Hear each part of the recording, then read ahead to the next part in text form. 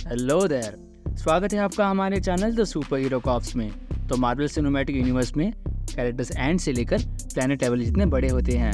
तो आज की वीडियो में हम सबसे बिगेस्ट और टॉलेस्ट मार्वल कैरेक्टर्स देखेंगे और इस लिस्ट में हम सिर्फ वही कैरेक्टर्स मेंशन करेंगे जो अब तक MCU में दिख चुके हैं। तो कैरेक्टर्स और शूमा गोराथ जैसे आइकॉनिक जायंट कैरेक्टर्स को हम इस लिस्ट में इंक्लूड नहीं कर पाएंगे। और इस वीडियो को लाइक करना और अपने थॉट्स कमेंट करना ना भूलें। So let's begin. तो साइज कंपैरिजन के लिए पहले बात करते हैं सबसे छोटे कैरेक्टर की। वैसे तो एंटमैन एटम्स के लेवल का भी हो सकता है, पर अभी के लिए हम उसके रेगुलर एंटमैन साइज को देखते हैं जो कि करीब 18 mm जितना है, यानी कि 1 इंच से थोड़ा छोटा। उसके बाद हम नॉर्मल हाइट कैटेगरी में आते हैं। तो यहाँ पर हम एग्जाम्पल ले रहे हैं आयरन मैन का।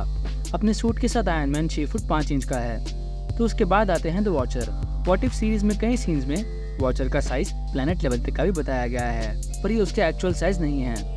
इस सीन से हम अंदाजा लगा सकते हैं कि उसकी एक्चुअल हाइट 9 फीट के आसपास है और थेनोस भी ऑलमोस्ट इसी हाइट का है। उसके बाद आता है अल्फा ग्रूट, यानी कि वो ग्रूट जिसे हम गार्डियंस ऑफ द गैलेक्सी के पोस्ट क्रेडिट सीन में देखते हैं। इस फ्रेम से हमें पता चलता है कि वो रफली एडम वॉरलॉक से डबल साइज्ड है। तो एडम वॉरलॉक के एक्टर विल पोल्टर की हाइट से अगर कैलकुलेट करें तो अल्फा ग्रूट करीब 12 फीट या उससे ज़्यादा बड़ा है। फिर आता है फेनरिस वुल्फ। फेनरिस वुल्फ 15 फीट टॉल है। तो अब यहाँ से वो कैरेक्टर शुरू होते हैं जो नॉर्मल साइज से बहुत बड़े हैं। तो अब एंटमैन साइज में बड़ा हो जाता है, तब उसे जायंट मैन बुलाया जाता है।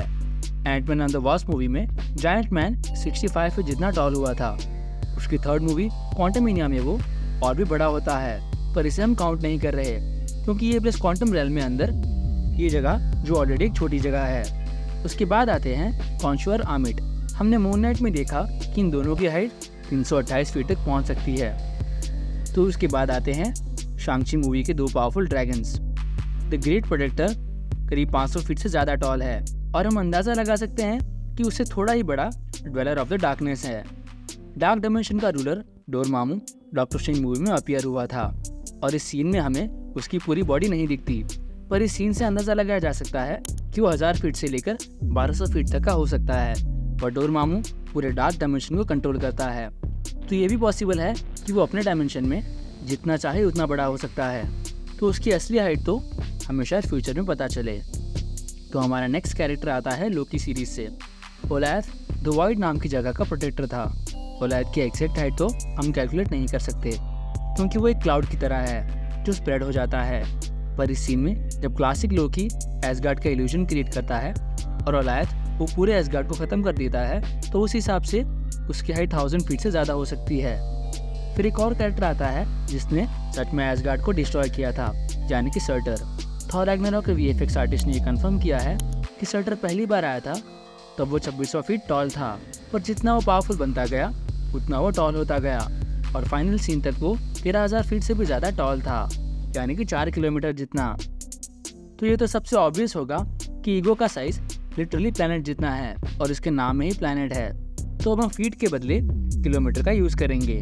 तो ईगो द लिविंग प्लैनेट का साइज 6600 किलोमीटर का है। अगर आपको इस साइज का अंदाज़ा नहीं आ रहा तो अर्थ का साइज 12742 किलोमीटर है। तो ईगो ऑलमोस्ट अर्थ से आधे साइज का है। तो इसके बाद आते हैं बाकी सिलेस्टियल्स। ईगो को छोड़कर हमने MCU में और भी कई सारे सिलेस्टियल्स देखे हैं, जैसे कि इसॉन नोवेयर जो एक्चुअली एक सिलेस्टियल का हेड है, और टियामट जो अगर जिंदा होता तो अर्थ से भी ज़्यादा बड़ा होता। पर अभी हम एक सिलेस्टियल को देखते हैं, आरिशम द जज। फाइनली इटर्नल्स मूवी के एंड में वो फिजिकली अपीयर हुआ और हमें पता चला कि इस पावरफुल सिलेस्टियल कितना बड़ा हो सकता है। तो आरिशम का भी कंफर्म साइज नहीं है। तो हमें इस सीन से रफली पता चलता है कि आरिशम अर्थ से 1.5 गुना ज़्यादा या एटलीस्ट उससे ज़्यादा बड़ा है। तो उस हिसाब से वो 19,000 किलोमीटर जितना हो सकता है। पर हमने कुछ सीन में देखा कि सिलेस्टियल सन और यूनिवर्स को क्रिएट करते हैं, तो बाकी सिलेस्टियल और आरिशम का साइज इससे और भी कहीं ज़्यादा बड़ा हो सकता है। तो व्हाट इफ सीरीज में हम एक ऑल्टरनेट यूनिवर्स देखते हैं जहाँ पे अल्ट्रॉन अपनी कॉन्शियसनेस विजन की बॉडी में ट्रांसफर कर देता है। इस कैरेक्टर को अल्ट्रा विजन या इन्फिनिटी अल्ट्रॉन बुलाया जाता है। वो सभी इन्फिनिटी स्टोन्स कलेक्ट कर लेता है और अपने यूनिवर्स को पूरी तरीके से कॉन्कर कर लेता है और वो इतना पावरफुल बन जाता है कि वो वॉचर के एग्जिस्टेंस को भी सेंस कर लेता है और उससे पता चल जाता है कि मल्टीवर्स नाम की एक चीज़ है और कई सारे यूनिवर्स एग्जिस्ट करते हैं। तो वो कई सारे यूनिवर्स को तबाह करने जाता है और एक समय पर वो इतना पावरफुल हो जाता है कि वो लिटरली एक यूनिवर्स को खा जाता है। तो ये साइज इतना बड़ा है कि हम कैलकुलेट भी करने नहीं बैठेंगे, आप खुद ही अंदाज़ा लगा सकते हैं। उसके बाद ऐसी एंटिटीज़ आती हैं जिनके एक्चुअल साइज हम सोच भी नहीं सकते, यानी कि कॉस्मिक एंटिटीज़, जैसे कि eternity. Thor love and thunder में हम सिर्फ उसका ये फॉर्म देखते हैं तो सिर्फ उसका शेप है। असली इटर्निटी का रेगुलर साइज हम इमेजिन भी नहीं कर सकते, क्योंकि अगर देखने जाएं तो इटर्निटी के नाम का मतलब ही एंडलेस होता है। एक और कॉस्मिक बीइंग है लिविंग ट्रिब्यूनल। डॉक्टर स्ट्रेंज की फर्स्ट मूवी में लिविंग ट्रिब्यूनल का सिर्फ नाम मेंशन हुआ था, पर उसकी दूसरी मूवी में हम एक डायमेंशन देखते हैं जहाँ पर हमें लिविंग ट्रिब्यूनल का सिर दिखता है। उसके सिर से भी हम उसकी हाइट का अंदाज़ा लगा सकते हैं, पर लिविंग ट्रिब्यूनल भी इटर्निटी की तरह इससे भी ज़्यादा बड़ा होगा, क्योंकि कॉमिक्स में वो इटर्निटी से ज़्यादा पावरफुल है। तो इन दोनों के साइज को हम लिमिटलेस कंसिडर कर सकते हैं। सो गाइस, अगर हमसे कोई कैरेक्टर रह गया हो तो कमेंट करें, और वीडियो अच्छी लगी हो तो लाइक करें। तो ये दोनों चीज़ें करना ना भूलें, और चेकआउट करें हमारे बाकी videos. This is super hero corps and thanks for watching.